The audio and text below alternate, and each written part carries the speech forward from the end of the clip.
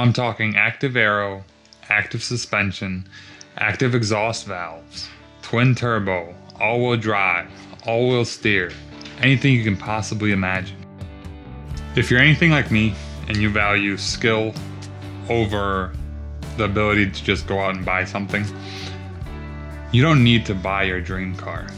What you need is a real car, one that'll challenge you, frustrate you, and one that'll teach you, one that you built. My obsession with these cars in particular, it started by accident.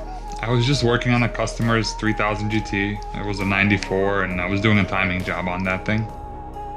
And in the course of working on the car, in the course of moving it in and out of the shop, honestly, I fell in love with the platform. The design is so sleek and streamlined.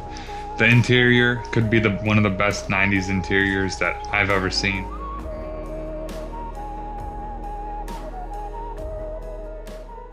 I ended up actually having to go to a junkyard to look for an alternator for it. The guy that runs the junkyard, I actually know him very well. So he's like, yep, the car is out in the back, go grab it. So I'm walking up to it, and as I get closer, it hits me that, it says twin turbo on the door. And I knew these cars a little bit. I wasn't like deep into them, but I knew them a little bit, and I obviously knew that the Dodge Stealths did come with a twin turbo all-wheel drive setup, just like the VR4 Mitsubishi's did. And I was like, well, damn, this thing is pretty cool. And I walked around it, didn't see too much rust. The interior was all there, the exterior was all there. It was missing the engine and the transmission though. I got to talking with the owner, and he's like, yeah, it's been sitting here for a while. If you want the whole car, you can have it for $700. And that was a no-brainer. And that's how this whole ordeal started. After I got the car to the shop, I jacked it up, I looked underneath, and it was a little bit more rusty than I would like to work with. So I actually ended up going out to Georgia to pick up a clean, pristine 92 3000 GT, but it was an SL, 3000 GT SL shell that I got for like $1,000 down there. Then between actually getting all the parts here and starting work on the car, I just happened to glance at Copart. I don't know what possessed me to look for 3000 GTs on Copart, but I did. I clicked 3000 GT, scrolling through, and this one just stuck out for whatever reason.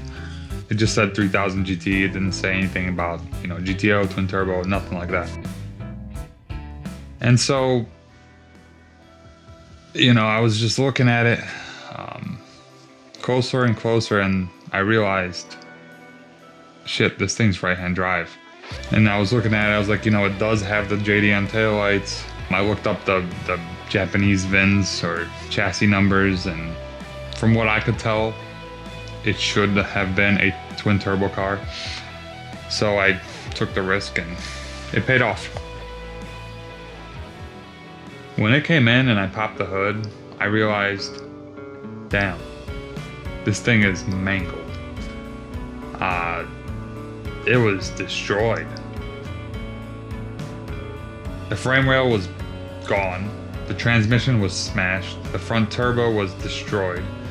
There was just a grocery list of things that were just wrong about it.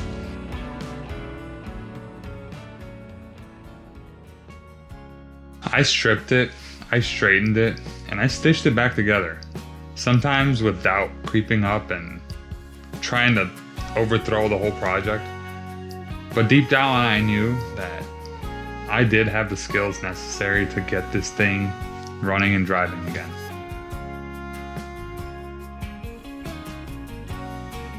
I rebuilt the turbos, I replaced the transmission casing, I wired in a new fuse box because the old one was smashed, I installed new radiators, new intercoolers, I wired everything up and I plumbed everything up, and finally, the car started.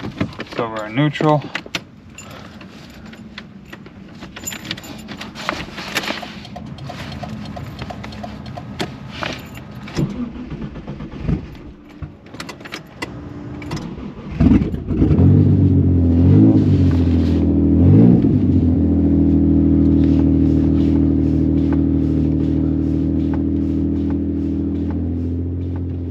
If you believe in building over buying, hit that subscribe button. You're one of us now.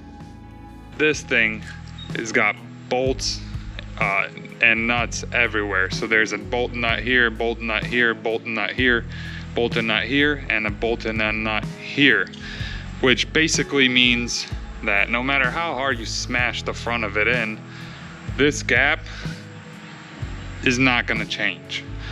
And that's one of the things that I was looking at whenever I bought it. I was like, well, you know, it's hit up front a little bit, but this is looking pretty decent. And so, you know, I thought it wasn't bad. And while the car does look fantastic today, it's definitely not a flex car, and it's certainly not a showpiece. It's a story, one I built with my own hands, my own time, and a lot of heart.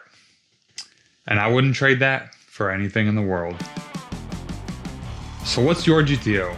That one project that you just can't let go of? Let me know down in the comments below. And welcome to Objective Garage. I'm Taras, and here we wrench with heart, speak the truth, and always keep it real. I'll see you in the next one. Peace.